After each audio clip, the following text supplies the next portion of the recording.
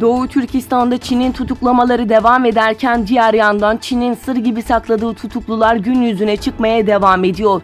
Özgür Asya Radyosu'nun haberine göre başkent Urumçi'de 2002'den 2011 yılına kadar ortaöğretim dil edebiyat derslerinin düzenlenmesine önemli rol oynayan isimlerden Uygur akademisyen, profesör ve rektör yardımcısı Kamil Rahim'in Nisan 2018 tarihinde Çin polislerince tutuklandığı, profesörün Hollanda'da ikamet eden kızı Merhaba Kamil tarafından teyit edildiği bildirildi. Çin'in Nazi kampları kurarak milyonlarca Türk'ü hapsettiği Doğu Türkistan'da sıkı denetimi gazetecileri şaşırttı. Bloomberg News'un haberine göre Çin'in talebi ve organize etmesiyle Doğu Türkistan'ı ziyarette bulunan Bloomberg News muhabirleri bölgede bazı gözlemlerde bulundu ve önemli fotoğraflar kaydetti. Muhabirler gittikleri her yerde sıkı kontrol uygulandığını, her köşe başında elleri sopalı kişilerin olduğunu, alışveriş merkezleri gibi sosyal alanların tamamında insanların arandığı ve çeşitli cihazlardan geçmek zorunda olduğunu, şehirlerdeki Uygur İslami dokunun gelişmiş teknolojileriyle ve Çin imaratlarıyla gizlenmeye çalışıldığını gözlemledi. Ayrıca Çinli yetkililer tarafından ziyarete götürüldükleri sözde eğitim adı altındaki Nazi kamplarında Uygurların hepsinin bir ağızdan bu merkeze kendi isteğimizle geldik demelerinin inandırıcı olmadığını vurguladı.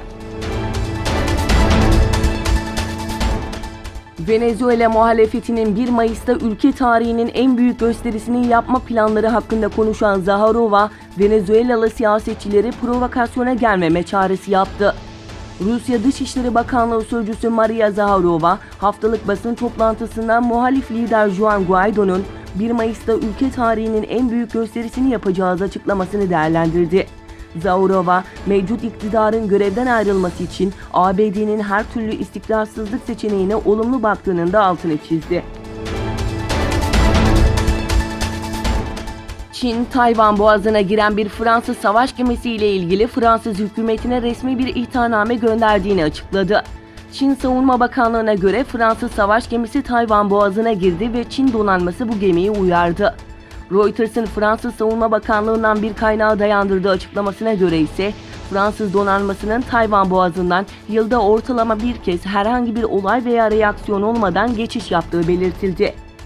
Öte yandan Tayvan Ulusal Savunma Bakanlığı bu ayın başlarında Çin'e ait 2 adet C-11 savaş uçağının 31 Mart'ta Tayvan Boğazı'nın Tayvan tarafına geçerek savaş uçaklarıyla karşı karşıya geldiğini açıkladı. Mart ayı sonlarında ABD donanmasına bağlı USS Curtis Wilbur Destroyer'i ve USCGC Berthold sahil güvenlik teknesi tartışmalı bölge Tayvan Boğazı'na girmişti. Sri Lanka Başbakanı Ranil Paskalya'da terör saldırıları düzenleyen bazı şüphelilerin hala dışarıda olduğunu, yeni intihar saldırıları düzenleyebilecekleri uyarısında bulundu. Diğer yandan 359 kişinin hayatını kaybettiği, 500'den fazla kişinin de yaralandığı saldırıların ardından Sri Lanka Savunma Bakanı istifa etti.